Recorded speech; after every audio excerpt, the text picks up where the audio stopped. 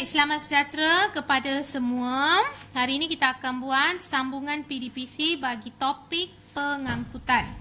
So, dalam kelas yang lepas, kita telah mempelajari sistem pengangkutan dalam organisma.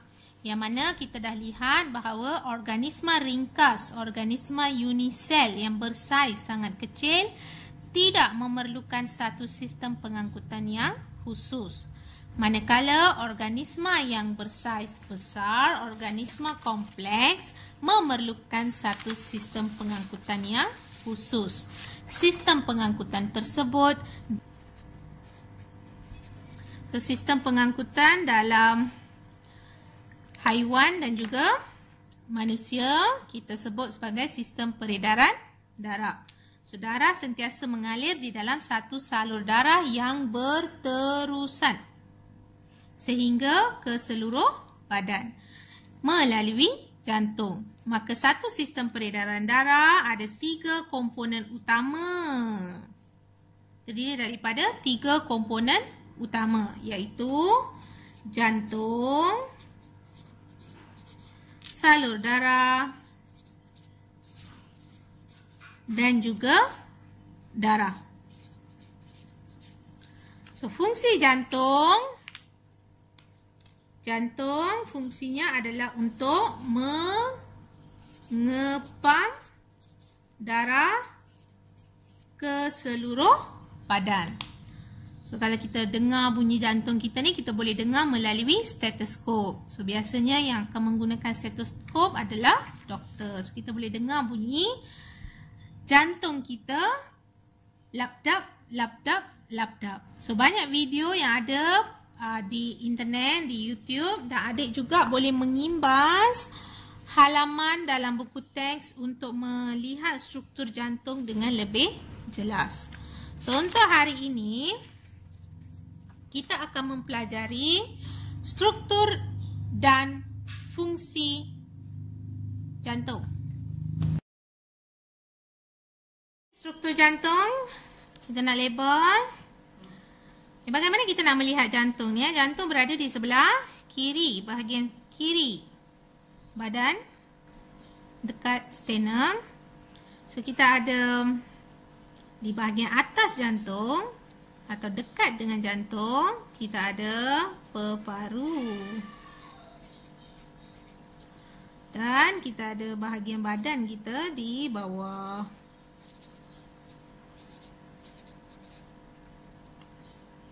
So, peparu ni, di mana peparu? Peparu ni, kita dah belajar dalam bab yang lepas, sistem respirasi, yang mana peparu ni dia membekalkan oksigen dan meresap masuk ke dalam darah untuk diangkut. Maka kita ada darah beroksigen.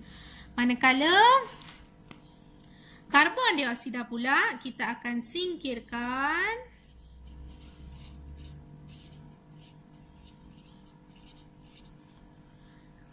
melalui peparu ke persekitaran luar. So, sama juga darah yang mengangkut karbon dioksida ke peparu. Darah tersebut kita panggil sebagai darah terdioksigen.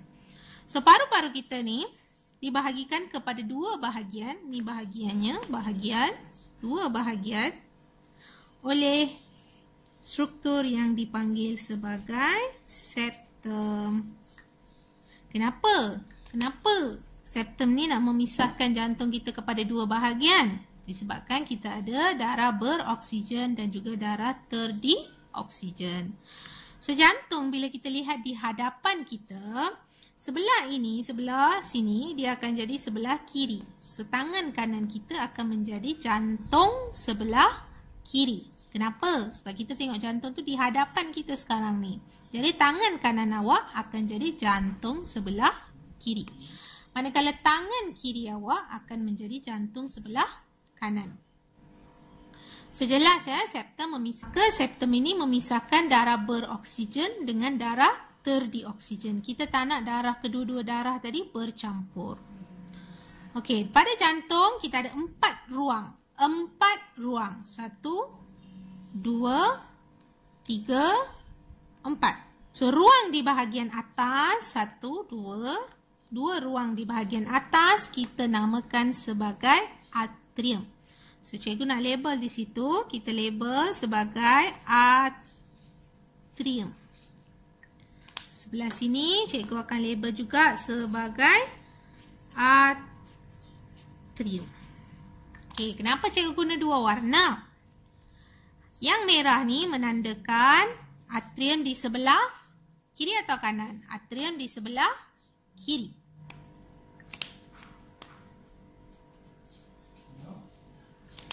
Manakala ruang di sebelah sini kita ada atrium kanan. Kenapa ada dua atrium, kiri dan kanan? So, saya ulang balik sebab kita ada dua darah. Darah beroksigen dengan darah terdioksigen. Okay, ruang di bawah, dua ruang di bawah ni kita sebut sebagai ventricle. So, cikgu label.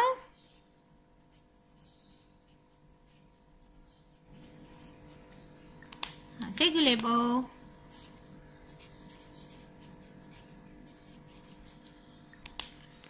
So, yang berwarna merah ini ventricle. Manakala yang berwarna purple ni ventricle kanan. So, 4 ruang dalam jantung.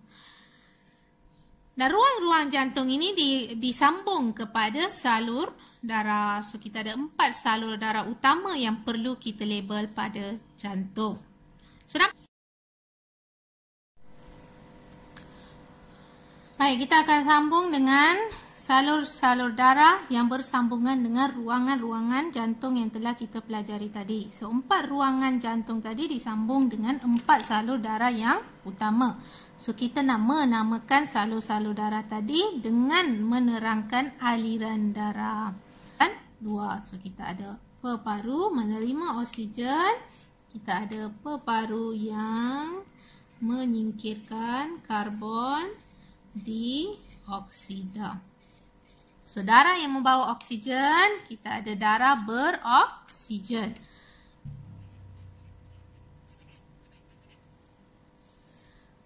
Darah yang mengandungi karbon dioksida, kita sebut sebagai darah terdioksigen. So, kita akan pergi kepada bahagian di sebelah kiri untuk darah beroksigen. So, daripada peparu, darah beroksigen akan memasuki jantung melalui salur darah yang pertama yang kita label sebagai vena pulmonari. So, salur darah yang pertama. So, darah beroksigen memasuki jantung melalui salur darah yang dinamakan sebagai vena pulmonari. Daripada vena pulmonari, darah memasuki ke dalam atrium kiri. Daripada atrium kiri, darah memasuki ke dalam ventricle kiri. So, bila ventricle kiri, pada ventricle kiri mengepam dan darah beroksigen akan memasuki aorta, seterusnya dibawa ke seluruh badan. So, itu adalah laluan untuk darah beroksigen. So, kita ada salur darah yang kedua, aorta. So, fungsinya adalah untuk membawa darah ke seluruh badan. So, bagaimana flow-nya? Saya ulang balik. So, darah beroksigen daripada peparu akan memasuki jantung melalui vena pulmonari. So, daripada vena pulmonari memasuki atrium kiri. Daripada atrium kiri memasuki ventricle kiri. So, ventricle kiri akan mengepam darah. Darah akan keluar melalui aorta untuk dibawa ke seluruh badan. So, darah beroksigen. Okey, kita akan lihat darah terdioksigen pula. Okey, di mana karbon dioksida dihasilkan? Dihasilkan di bahagian badan untuk kita singkirkan ke peparu. So, daripada badan, darah terdioksigen akan memasuki jantung melalui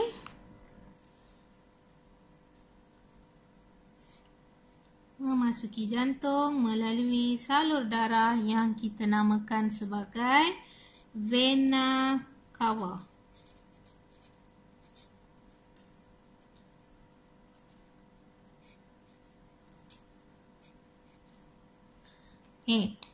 Daripada vena cava, darah akan memasuki atrium kanan.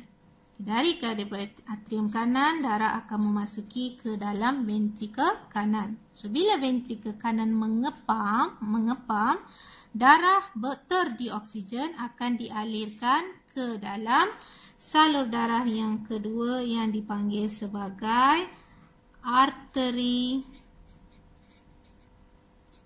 pulmonari untuk disingkirkan ke